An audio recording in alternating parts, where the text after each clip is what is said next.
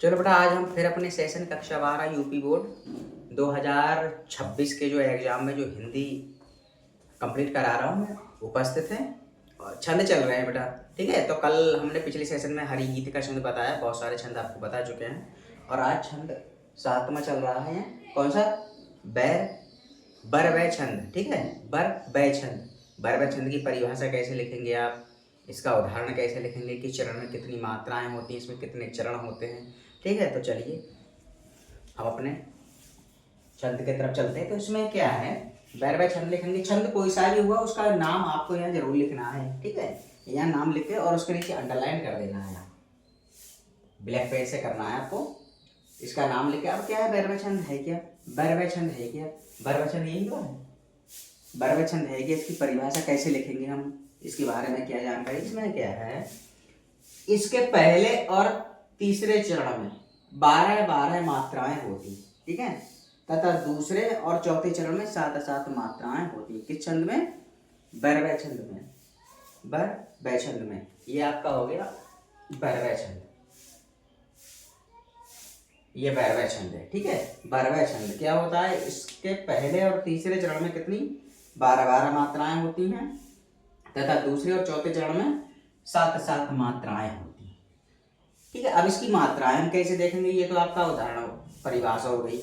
इसकी बैर वै छंद की, बैर वै छंद की परिभाषा हो गई कि परिभाषा कैसे लिखी जाएगी। परिभाषा मैंने आपको बता दी, बैर वै छंद की परिभाषा ये। इसमें क्या है बैर वै छंद के बारे में, इसमें क्या है, इसके पहले और तीसरे चरण में या चरणों में, ठीक है, 12-12 मात्राएं तथा दूसरे और चौथे चरण में कितनी होती हैं, 7-7 मात्राएं होती हैं। अब इसका पहला चरण कौन सा है बेटा, ठीक है। पहला चरण कौन सा है, पहला चरण ये यहां से यहां तक नापा जाएगा। इसमें क्या अवधि दिखाई दे रहा, दिखता होगा, चलिए इधर से दिखा रहा हूं मैं आपको।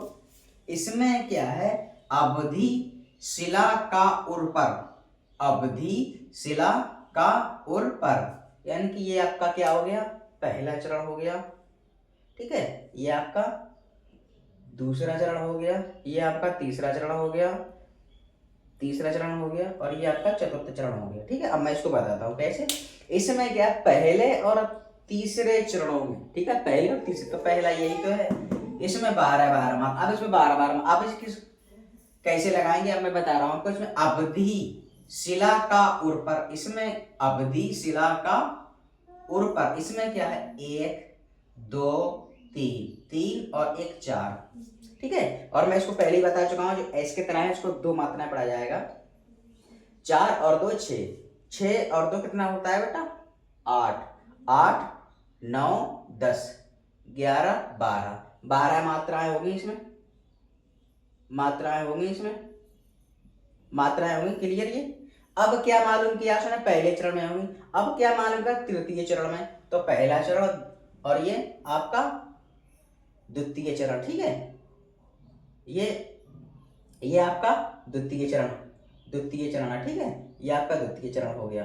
अब इसमें, अब तृतीय चरण ये है ना, पहले और तृतीय चरण। अब ये तृतीय चरण देखना, इसमें क्या है, तिल तिल काट रही थी, तिल तिल काट रही थी। इसमें भी बेटा कितनी होंगी, इसमें भी 12 मात्राएं आपकी होंगी, इसमें भी कितनी होंगी 12 मात्राएं होंगी, ठीक है। ये हो गया पहला और तीसरा चरण। पहले चरण में भी 12, ये है, ये 12 इसमें, और ये तृतीय चरण में भी 12 होगी आपके, ठीक है, ये 12। अब क्या मालूम किया है उसने, दूसरे और चतुर्थ चरण में, दूसरे और चतुर्थ चरण में कितनी 7-7 मात्राएं होती है, 7-7 मात्राएं होती है। अब इसको यहां से पढ़ेंगे, था गुरु भार, था गुरु, था गुरु भार, यहां से। अब इसमें क्या है 7-7। अब इसमें देखते हैं 7 हैं या नहीं, ज्यादा हैं या कम। तो इसमें देखते हैं, इसमें क्या है, था में 2, गुरु में 2, 2 और 3 4, 4 हो गई, और भार में 3, तो 2, इसको ऐसे की तरह इसको 2 मात्रा पड़ जाएगा, इसको 1, तो 2 3 4, 4 और क्या बोलते हैं 2 6 और 1 7, 7 ही तो पता है। इसमें 7 मात्राएं होती हैं बेटा, 7 हो गई। यानी कि दूसरे, दूसरा ये पहला चरण, ये दूसरा ये, ठीक है, दूसरा हो गया, तो इसमें 7 मात्राएं होगी। अब वो मालूम करता है चतुर्थ चरण में, यानी कि चतुर्थ चरण यही तो होगा बेटा, पहला चरण, दूसरा चरण, तृतीय चरण, चतुर्थ चरण। ठीक है, ये मैंने लिखा है पहला चरण, द्वितीय चरण, तृतीय और चतुर्थ चरण मैंने लिखा। अब इसमें क्या है, दीर्घ जलधार, दीर्घ जलधार इसमें भी हम देखेंगे। तो 7 मात्रा इसमें भी बेटा 7 मात्राएं होंगी। किसमें, इसमें भी आपकी 7 मात्राएं होंगी। ये आपका क्या है, वैरवय छंद हो गया। ऐसे आपको तभी तो इसने मालूम करा है कि इसके पहले और तृतीय चरण में या तीसरे चरण में, ठीक है, तृतीय कह लो,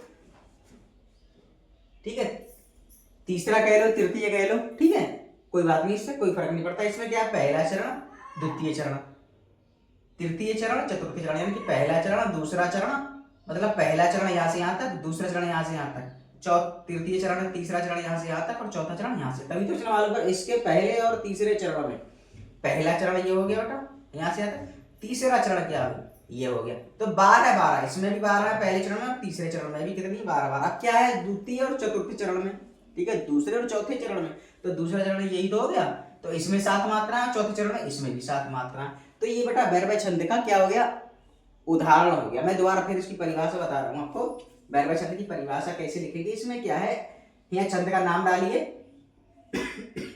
छंद का नाम डालिए यहाँ, और उसके नीचे अंडरलाइन करके और यहाँ योजक चिन्ह लगा के और यहाँ नीले पेन से स्टार्ट कर देना। ये आप काले से लिख लीजिए, ब्लैक पेन से, ये भी काले से। काले का मतलब ये होता है जो मेन पॉइंट होते हैं वो सामने दिखाई देते हैं। तो इसमें क्या है, छंद का नाम डाला, अंडरलाइन करें नीचे और योजक चिन्ह लगा के यहाँ से नीले से स्टार्ट कर देना। कैसे स्टार्ट कर देना मैं बता रहा हूँ परिभाषा। इसके पहले और तीसरे चरण में, पहला चरण और तीसरा चरण उदाहरण है, ठीक है, पहला चरण यहाँ से यहाँ तक और तीसरा चरण यहाँ से यहाँ तक। इसमें क्या थी, ठीक है, थी, यहाँ से यहाँ तक हो गया। तीसरा चरण कितनी, 12 मात्राएं होती, 12 मात्राएं होती, 12 और 12 मात्रा। तो इसमें पहले चरण में भी 12 मात्रा है और ये तृतीय चरण में भी 12 मात्रा, मैंने आपको बताया लिख के कैसे लगाए। अब दूसरे और चौथे चरण में 7 मात्राएं होती। दूसरा यही तो हुआ यहाँ से यहाँ तक, तो इसमें भी 7 और चौथे चरण में ये लिखा है, चौथे चरण में, दूसरे और चौथे चरण, इसमें क्या पहले और तीसरे में, तो इसमें क्या है, दूसरे और चौथे, दूसरा ये हुआ, इसमें 7 मात्रा और चौथा ये हुआ बेटा, इसमें भी 7 मात्रा। ये क्या है, वैरवय छंद का उदाहरण है। मैं दोबारा फिर बताऊं, इसमें क्या है, इसके पहले और तीसरे चरण में 12 मात्राएं होती हैं तथा दूसरे और चौथे चरण में 7 मात्राएं होती हैं। तो ये मैंने आपको इसका उदाहरण बताया, इसकी परिभाषा मैंने बताई किसकी, वैरवय छंद की।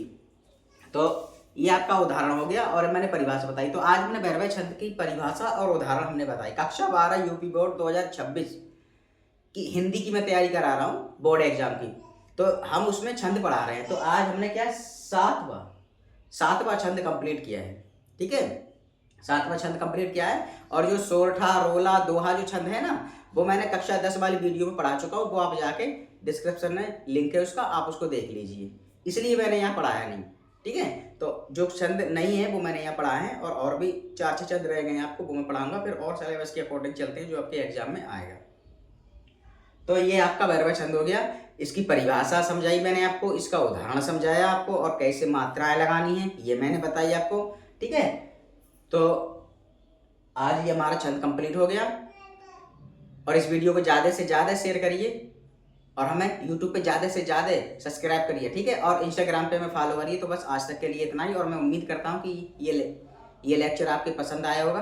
तब तक के लिए धन्यवाद।